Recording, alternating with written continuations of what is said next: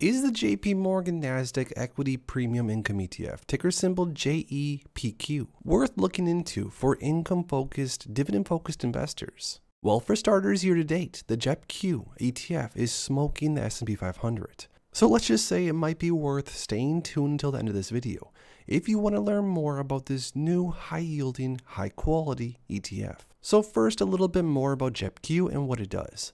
So JEPQ is designed to provide current income while maintaining prospects for capital appreciation. JEPQ is a lot like the JEPI ETF, only JEPQ has the potential for more capital appreciation, which is one of the main criticisms that a lot of investors have when it comes to investing into some of these higher yielding ETFs. Now, JEPQ generates income through a combination of selling options and investing into US large cap growth stocks, seeking to deliver a monthly income stream from associated option premiums and, of course, stock dividends. Now, this ETF also seeks to deliver a significant portion of returns associated with the Nasdaq 100 index, with, of course, less volatility because of the use of options. Right here on the JP Morgan website, it shows the investment process when it comes to JEPQ. So it says underlying equity portfolio. Applied data science process utilizing 40 plus years of JP Morgan proprietary data to create a fundamental framework for security selection and portfolio construction. Now with that, plus options overlay, 1 month out of the money call options designed to generate income and give investors a portion of the upside with the reduced volatility. And this is what it equals, JEPQ, a well-represented, fundamentally driven Nasdaq 100 strategy that seeks to provide clients with monthly distributable income via options premium and dividends. Now, some more fundamentals when it comes to JEPQ. As far as the fund's performance since inception, it's actually down 3.02%. But year to date, JEPQ is actually up 15.17%, which is beating most other ETFs throughout the market. Now, JEPQ does have a bit more volatility, considering the fund does have more upside potential.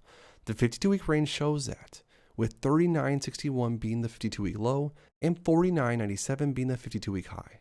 The JEPQ expense ratio is 0.35%. The dividend frequency is monthly, and the assets under management is already at $2.74 billion, which is quite a bit considering this fund is pretty new. Now, JEPQ's dividend summary is as follows. The trailing 12-month dividend yield is 12.18%.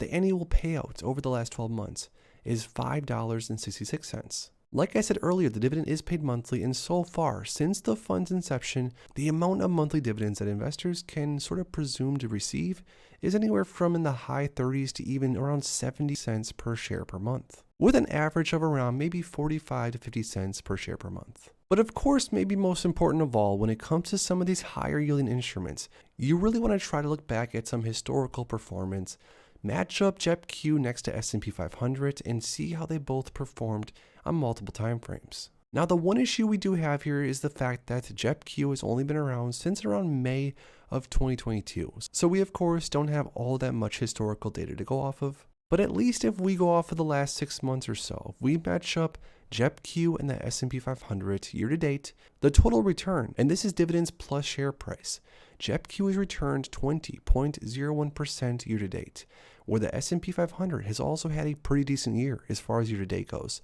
with a 10.5% total return. Now, if we go over the last year, JEPQ also beats the S&P 500 with a 13.29% total return, and the S&P's total return being 8.86%. Although it's pretty early to tell what the future holds for a fund like JEPQ, it does show pretty promising returns at least over the last year or so. And maybe history will show that with all the recent volatility in the market and the fact that JEPQ has held up pretty well and even has been able to have a total return larger than the S&P 500, it's going to be interesting to see if JEPQ outperforms JEPI over the long term. Which, speaking of JEPI, if we were to match up JEPQ next to JEPI year to date, JEPI has returned 3.91%, JEPQ has returned 20.01%. So the fact that JEPQ has a strategy where it does have an option overlay, but does have a strategy where upside potential is much more built in. JEPQ has much more potential to shine when the market does start to recover and move upwards, compared to something like JEPI, which does have a heavier option overlay, which definitely does cap the upside potential in certain situations. So the question still remains, is the JEPQ ETF a good option for investors that are seeking high amounts of dividend income on a monthly basis, but also want some upside potential? The answer to that would be, so far it looks like it is. And the truth is it's really hard to find ETFs or even stocks that do offer a yield in the upper 6, 7, 8, 9, 10% per year as far as dividends go, and also offer capital appreciation, because for the most part you're only going to see them offer normally one or the other. But when it comes to higher yielding instruments like JEPQ, JEPI, qyld, or others, it really just depends on what the investor strategy is. But for the investors out there that are very concerned about income generation on a monthly basis and do want to capture some upside potential, the JEPQ ETF would definitely be worth looking into.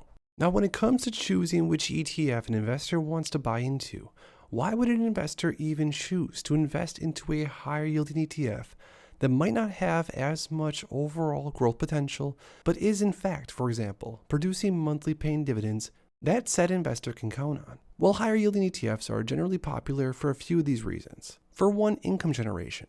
Many investors seek regular income from their investments. And of course, when it comes to generating higher amounts of income, through the distribution of dividends right off the bat.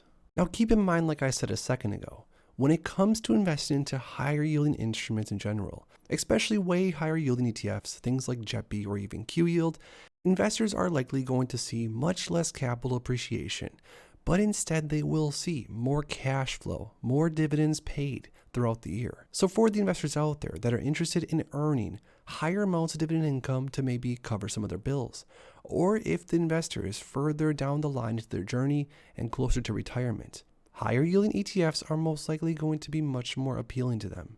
But it's important to note that for the investors out there that aren't necessarily super hung up on receiving monthly or quarterly distributions in the form of dividends, or even big dividends at that, these type of investors would likely want to choose different ETFs that could offer much higher returns as far as share price appreciation versus getting paid out much more in the form of dividends throughout the year. But I want to hear what you guys think down below. A lot of you probably already own JEPQ, have thought about buying into some, and if not, I'm sure a lot of you own the JEPI ETF.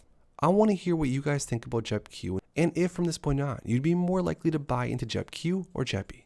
If you enjoyed this video, make sure to please drop a like in the video and subscribe for more. Thanks as always for stopping by, and I'll see you in the next one.